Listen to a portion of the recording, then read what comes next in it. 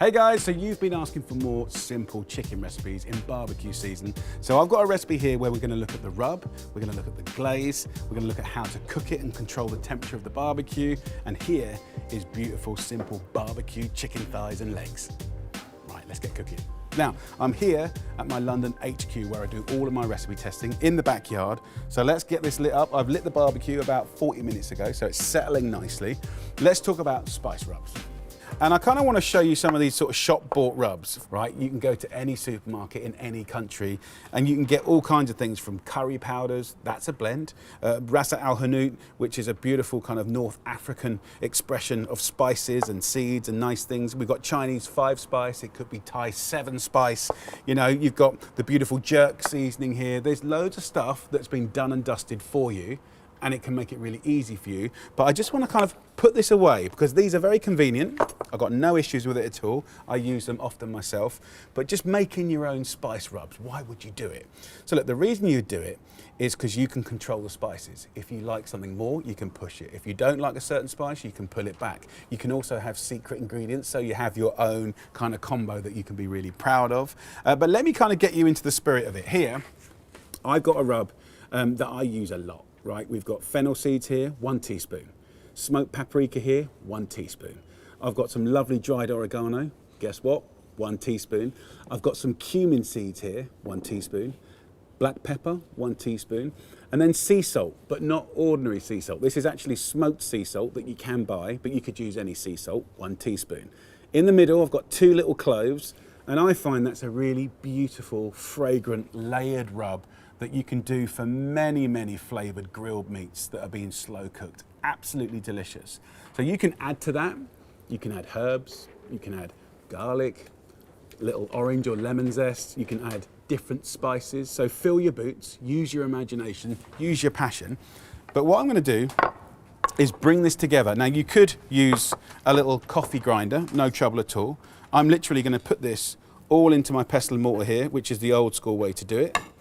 And what we want to do is use those spices to create a nice little dust, a nice little texture that will stick to your meat. Now, obviously we're doing chicken, but it could be pork, lamb, goat, whatever you want to do, no trouble at all. So I'm just going to grind like this first, just to kind of mix it and see what's going on. Just start to grind it like this, then start using little tapping actions just to crush up those fennel seeds. For me, the spice shelf is like one of the best bits of the kitchen. Flavor-wise, nutritionally, it's incredible.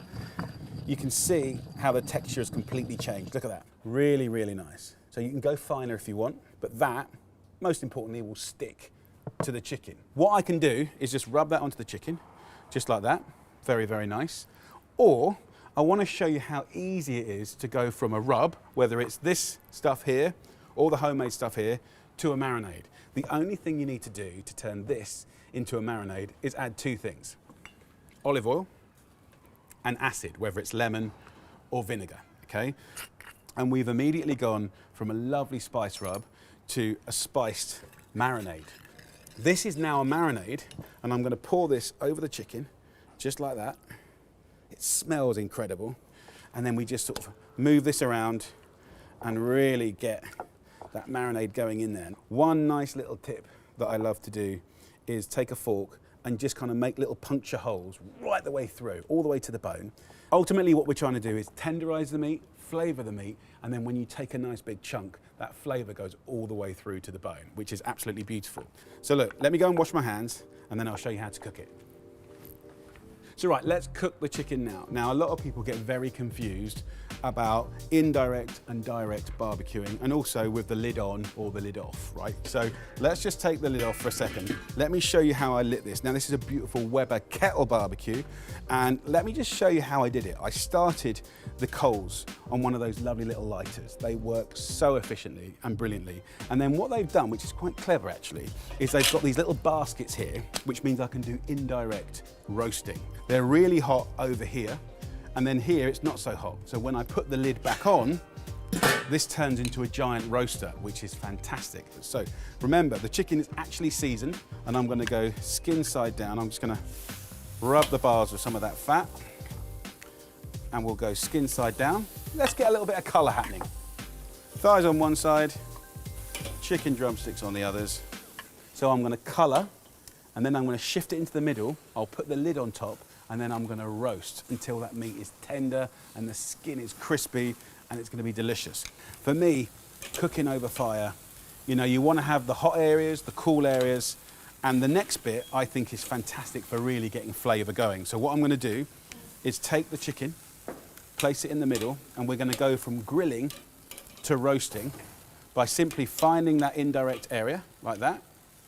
I'll put lovely chickens in and around it, like that.